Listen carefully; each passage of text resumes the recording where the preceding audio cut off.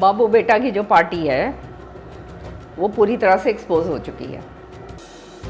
ये चर्चाएं चलती रहती हैं, कोई चर्चाओं के ऊपर की बात नहीं है। शैलजा कुमारी जी और मेरा जो है हमारे अच्छे संबंध हैं, इसमें कोई शक की बात नहीं है कि ये बाबू बेटा ने जो फैला रखी है कि कोई भी कद्दावर आदमी जो सामने इनको दिखता है उसका जो है उसका काम तमाम करने पे लगते हैं।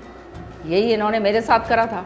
मेरे साथ तो चल नहीं पाया क्योंकि मैं तो इनको मुंह तोड़ जवाब देती थी। तो आने वाले समय में सारे लोग जानते हैं कि इनकी नीतियाँ क्या रही हैं। इन्होंने जिस तरह से व्यापक क्षेत्रवाद करा वो लोग समझ गए हैं। जातिवाद जो करा, हरियाणा में जारी विधानसभा चुनाव की जंग में कांग्रेस नेता कुमारी सैलजा को लेकर सैलाब जारी है। राज्यसभा सांसद किरण चौधरी सैलजा के भाजपा में लाने के लिए मना रही थी। किरण ने इसके सार्वजनिक ना करने की बात कहकर हुड्डा पिता पुत्र पर जमकर निशाना साधा।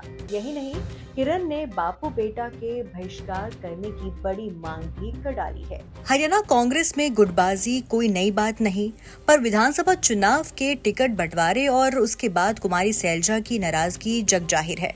पूर्व सीएम और केंद्रीय मंत्री मनोहर लाल ने तो सैलजा तो भाजपा में आने का निमंत्रण तक दे डाला। इसके बाद चर्चाएं चली कि किरण चौधरी जो कांग्रेस में रहते सैलजा के साथ रहकर काम करती थी, वो सैलजा को मना कर भाजपा में लाने के प्रयास कर रही हैं। किरण इसको लेकर भाजपा के दिग्गज नेता अमित शाह, जेपी नड्डा और राजनाथ से लगातार संपर्क में थी। इसके लिए किरण अपनी बेटी का चुनाव प्रचार छोड़ 3-4 दिन दिल्ली और चंडीगढ़ में डटी रही। अब भिवानी पहुंचने पर किरण चौधरी ने सारी बातों का खुलासा तो नहीं किया, पर सैलजा को भाजपा में लाने के प्रयासों के संकेत जरूर दिए। किरण चौधरी ने कुमारी सैलजा की नाराजगी पर कहा कि सैलजा को लेकर जो टिप्पणी की गई, महिला होने के नाते मुझे बहुत शर्म आई। उन्होंने आरोप लगाया कि बापू बेटा कांग्रेस के हर कदावर नेता का काम तमाम करने में लगे हैं। मेरे साथ भी ऐसा ही किया था, पर मैं तो इन्हें मुंह तोड़ जवाब देती थी। किरण चौधरी ने कहा कि ये बापू बेटा दलित ही नहीं, महिला विरोधी है। सभी को मिलकर इनका बहिष्कार करना चाहिए। एक महिला होने के नाते मुझे बड़ा दुख हुआ जब इस तरह की टिप्पणी उनके बारे में मैंने सुनी, क्योंकि वो अपने आप में कद्दावर नेता हैं और कांग्रेस के अंदर तो ये रीत है कि ये बाबू बेटा ने जो फैला रखी है कि कोई भी कद्दावर आदमी जो सामने इनको दिखता है उसका जो है उसका काम तमाम करने पे लगते हैं। यही इन्होंने मेरे साथ करा था। मेरे साथ तो चल नहीं पाया क्योंकि मैं तो इनको मुंह तोड़ जवाब देती थी। लेकिन अब शैलजा जी के साथ जिस तरह से जो ओछी अभद्र टिप्पणियाँ करी गई हैं, इससे तो शर्म से सिर झुक जाता है नीचे। और ये स्पष्ट दर्शाता है कि ये दलित विरोधी हैं। दलित विरोधी नहीं, महिला विरोधी हैं और इनका तो बहिष्कार सारों को करना चाहिए। सैलजा को मनाकर भाजपा में लाने के सवाल पर किरण चौधरी ने कहा कि चर्चाएं चलती रहती हैं। मेरे सैलजा के साथ बहुत अच्छे संबंध है। हमने मिलकर कांग्रेस में काम किया है, पर हुड्डा सारे सिस्टम को कैप्चर कर गए। हरियाणा में हुड्डा ने उभरती हुई कांग्रेस को खत्म कर दिया।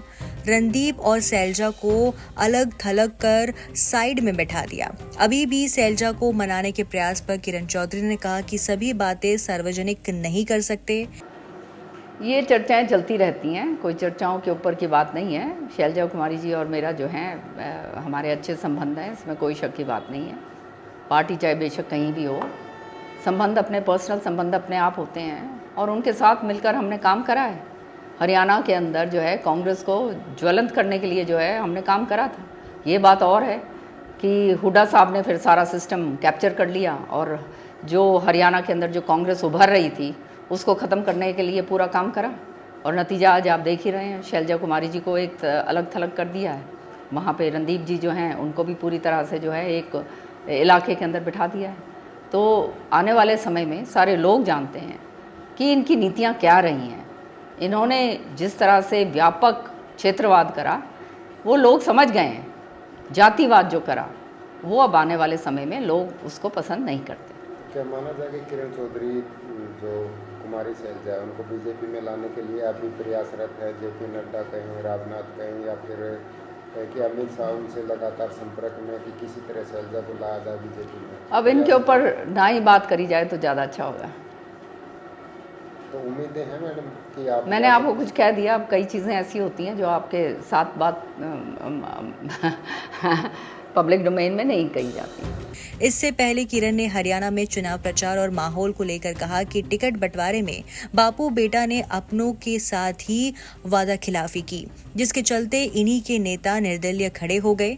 किरण ने कहा कि ये सत्ता हथियाने के चक्कर में है। इनके विधानसभा और प्रत्याशी खुलेआम नौकरियों में पर्ची और खर्ची चलाने की बातें करते हैं, मतलब इन्हें मौका मिला तो खुलेआम भ्रष्टाचार करेंगे। किरण ने कहा कि ये वही है जिन्होंने किसानों की जमीनें सस्ते दामों में हड़प कर बिल्डरों को महंगे दामों में देकर मोटा मुनाफा कमाया था। बाबू बेटा की जो पार्टी है वो पूरी तरह से एक्सपोज हो चुकी है। टिकट बंटवारों के अंदर आपने देखा किस तरह से जिनको वायदे करे गए थे वो वायदा खिलाफी करी गई। इनके आपस के अंदर जूतम जूत हो रहे हैं, बुरा हाल इनके हो रहे हैं। सारी जगह जो है इंडिपेंडेंट्स इनके खड़े हो गए हैं, वो इनकी वोट काट रहे हैं। फिर आम आदमी का अलग से सिस्टम जो है ये नहीं बिठा पाए। पहले तो कहा कि हम समझौते में चलेंगे, फिर बाद में उनको भी नकार दिया। तो ये ना तो इनके पास कोई संगठन है, तो ये तो केवल और केवल अपना जो है इस तरह की बातें कर रहे हैं कि किसी तरह से इस बारी सत्ता हथिया लें। पर सारी जनता जान गई है कि काम तो अगर हुआ है तो ये बीजेपी नहीं करा है। चाहे सड़कों के काम हो, चाहे नौकरियों के काम हो, बिना खर्ची पर्ची के जो है इतने जो हैं लाखों की जो नौकरियां जो हैं लगी हैं। और मुझे तो हैरानगी होती है इनके एमएलए साहिबान को सुनकर, जिस तरह से वो कह रहे हैं, खुलेआम ये बात कह रहे हैं कि भाई इस बारी जिता दो हमारे को, हम ये खर्ची पर्ची ख़त्म कर देंगे, हम अपने आदमियों की खाली कितने हैं वो देंगे, लिस्टें देंगे और उससे जो है वो लोग लगेंगे। तो इसका मतलब भ्रष्टाचार व्यापक रूप से फिर दोबारा आएगा। कितने सारे जो एमएलए हैं वो ये इस तरह की बातें, कोई एमएलए कोई प्रत्याशी हैं जो एक्स रहे हुए हैं, वो ये सोशल मीडिया पे इस तरह की बातें चल रही हैं। तो आप समझ सकते हैं कि इन लोगों की नीयत क्या है। ये तो केवल और केवल भ्रष्टाचार फैलाने के व्यापक रूप से जो है आगे बढ़ना चाहते हैं। सब जानते हैं इन्होंने ज़मीनों को जो है औने पौने दामों के अंदर जो है किसानों की बेची और फिर किसानों को जो है बिना मुआवजा दिए या मुआवजा कम देकर जो है बड़े बड़े बिल्डरों को बेची और फिर उसका जो है खूब फायदा कमाया।